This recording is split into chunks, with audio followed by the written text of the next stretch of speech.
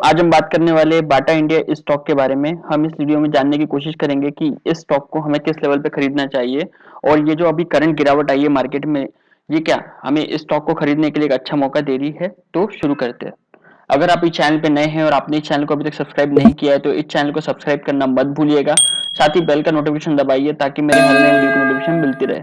वैसे ही अगर आप किसी स्टॉक के बारे में मुझसे जानना चाहते हैं, मेरी राय जानना चाहते हैं, तो उस स्टॉक का नाम आप कमेंट बॉक्स में लिख सकते हैं। साथ ही आपको ये वीडियो कैसा लगा ये भी कमेंट बॉक्स में लिखे, ताकि हम इस सीरीज को आगे लेके जा सके। तो बाटा का अभी करंट रेट चल रहा है 1438 रुपीज। आज 27 फेब 2020 है, तो ये एनालिसिस आज के डेटा पॉइंट पे निर्धारित रहेगा। अगर हम फाइनेंशियल्स की बात करें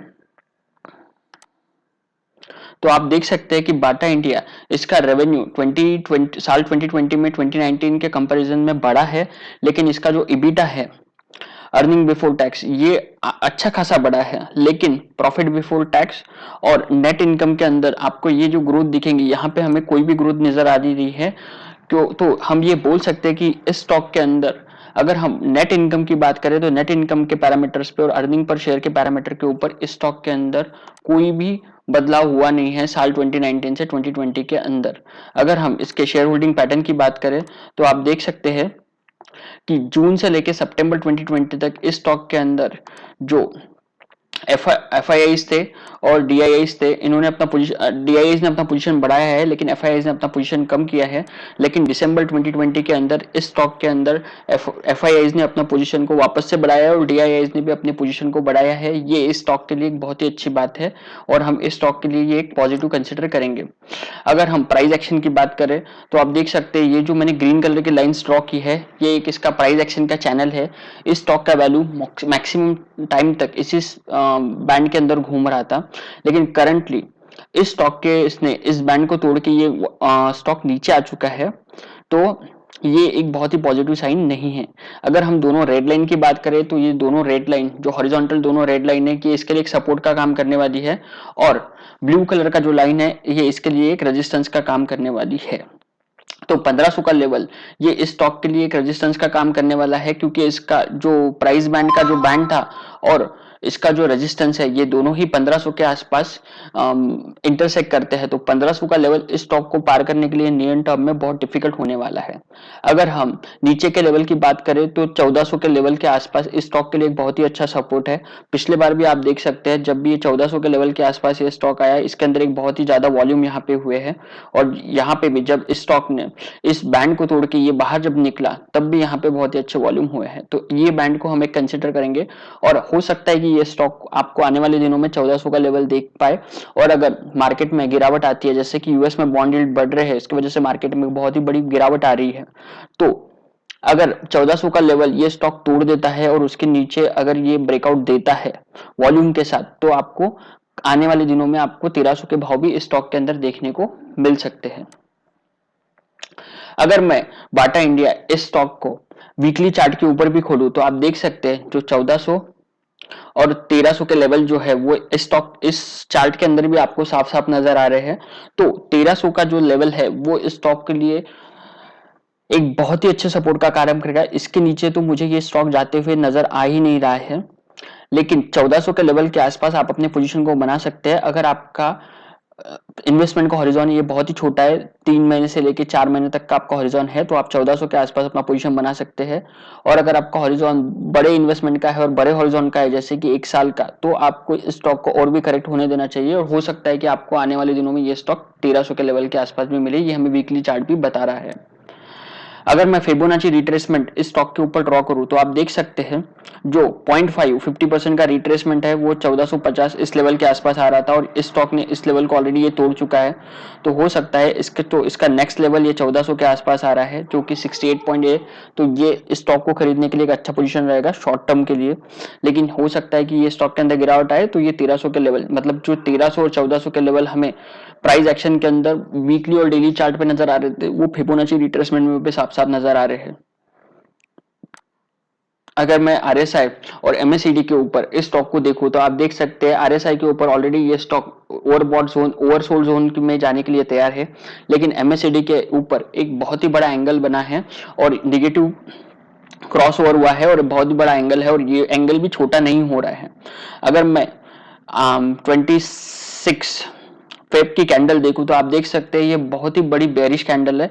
तो हो सकता है कि ये स्टॉक यहाँ से 1-2% और करेक्ट होकर 1400 के लेवल के आसपास आए, फिर आरएसआई जैसे कि ओवरबॉट जोन में आया है तो ये यहाँ से थोड़ा रिट्रेस हो और हो सकता है कि 1450 1470 के लेवल के आसपास जाए और उसके बाद वापस से रिट्रेस होकर 13 से ऊपर जाए।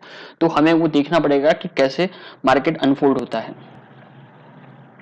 अगर मैं एक्सपोनेंशियल मूविंग एवरेज के बारे में बात करूं तो आप देख सकते हैं 20 डेज और 50 डेज इन दोनों ही एक्सपोनेंशियल मूविंग एवरेज को ये स्टॉक तोड़ के नीचे आ गया है और इसका 200 डेज का एक्सपोनेंशियल मूविंग एवरेज 1418, जो 1400 का लेवल हमें बार बार नजर आया है इसके ऊपर है। तो 1400 का लेवल हमें एक्सपोनेंशियल मूविंग एवरेज पे नजर आ रहे हैं।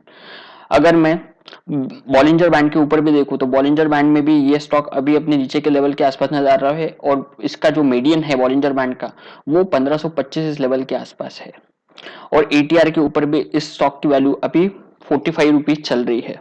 तो हो सकता है कि ये स्टॉक यहाँ से 45 रुपीज और करेक्ट हो, जो कि हमें एटीआर की वैल्यू बताती है कि ये स्टॉक यहाँ से कितना करेक्ट हो सकता है। तो 1400 का लेवल वापस से यहाँ पे भी हमें साफ साफ नजर आया है। अगर हम ऑप्शन चेन की बात करें तो ऑप्शन चेन के ऊपर आप देख सकते हैं मैक्सिमम जो ओपन इंटरेस्ट है वो कॉल साइड में 1500 के लेवल के आसपास है और 50,000 नए कॉन्ट्रैक्ट यहाँ पे बने हैं जो इसका चेंज इन इंटरेस्ट है। और नीचे के लेवल में आप अगर देखने जाए तो 1400 के लेवल के आसपास 1,34,000 कॉन्ट्रैक्ट्स है और इसके अंदर 30,000 नए कॉन्ट्रैक्ट बने हैं और 1300 के लेवल के आसपास ये पूरी ही नई पोजीशन बनी है क्योंकि 2900 नए कॉन्ट्रैक्ट बने हैं और 33,000 यहाँ पे नए पुराने कॉन्ट्रैक्ट है। तो आप बोल सकते हैं कि ये पूरा ही 1300 का लेवल अभी उभर के आ रहा है लेकिन 1400 का लेवल भी ऑप्शन चेन के ऊपर हमें साफ साफ नजर आ रहा है। अगर मैं वॉल्यूम प्रोफाइलर की बात करूं और कोरिलेशन कोएफिशिएंट की बात करूं तो अभी स्टॉक के लिए कोरिलेशन कोएफिशिएंट ये 0.57 का चल रहा है। मतलब निफ्टी अगर जितना नीचे जाएगा 2% तो ये स्टॉक भी 2 या 3% नीचे जाएगा, आधा उससे। और मैक्सिमम वॉल्यूम ये यहाँ पे आप देख सकते हो 1300 के लेवल के आसपास हुए, 1350 से 1300 1400 के लेवल के आसपास भी बहुत अच्छे वॉल्यूम है। तो 1300 का लेवल यहाँ पे हमें वॉल्यूम प्रोफाइलर पे साफ साफ नजर आ रहा है। अगर हम टेक्निकल इंडिकेटर्स की बात करें तो राइट नाउ ये वेरी बेरिश चल रहा है और यहाँ पे भी 1400 का लेवल जो है इसके लिए एक सपोर्ट का काम करेगा, यहाँ पे आप देख पा रहे हैं। और 1370 का दूसरा एक सपोर्ट यहाँ पे बता रहा है। ऊपर के लेवल पे जो 1500 का लेवल हमको रेजिस्टेंस पता चल रहा था वो यहाँ पे भी आपको साफ साफ नजर आ रहा है। अगर हम मूविंग एवरेजेस की बात करें तो 200 डेज का मूविंग एवरेज भी 1400 के लेवल के आसपास नजर आ रहा है। निफ्टी 50 के साथ अगर हम इसको कंपेयर करें तो आपने ऑलरेडी जैसे मैंने बोला है कि कोरिलेशन कोएफिशिएंट 0.5 का है तो निफ्टी के साथ इसका कोरिलेशन तो है। तो ये रहा हमारा बाटा इंडिया का टेक्निकल एनालिसिस। अगर आप मेरी राय माने तो बाटा इंडिया के अंदर आप अगर 1 से 2 महीने के लिए निवेश करना चाहते हैं तो 1400 के लेवल के आसपास जो भी अपना कैपिटल है उसका 50% आप निवेश कर सकते हैं। और अगर ये स्टॉक यहाँ से करेक्ट होने के चांसेस तो बहुत कम है, लेकिन अगर होता भी है तो 1300 का लेवल इसके लिए नीचे का लेवल रहेगा और ऊपर के लेवल में ये स्टॉक अभी अगर 1400 पे लेवल तो 1500 के आसपास तक ये अपना रिट्रेसमेंट बता सकता है। तो अगर आपको शॉर्ट टर्म में स्टॉक को खरीदना है तो आप स्टॉक को 1400 के लेवल के आसपास खरीद सकते हैं और 1500 उस लेवल के आसपास इस स्टॉक को आप बेच सकते हैं। अगर आपका इन्वेस्टमेंट हॉरिजॉन बहुत बड़ा है तो आप अपना जो इन्वेस्टमेंट का ये है वो 50% अभी 1400 के लेवल के ऊपर कर सकते हैं और अगर वो स्टॉक यहाँ से करेक्ट होता है तो 1300 के आप बचा हुआ अपना इन्वेस्टमेंट कर सकते हैं। मतलब आपका एवरेजिंग 1350 के आसपास हो जाएगा और फिर वहां से ये स्टॉक आपको over the period of 1 year 1650 1700 मतलब 20 to 25% के अच्छे रिटर्न आपको ये स्टॉक दे सकता है। तो ये रहा हमारा बाटा इंडिया स्टॉक का technical plus fundamental analysis. As always, thanks for watching. Drop a like, leave a comment, and don't forget to subscribe.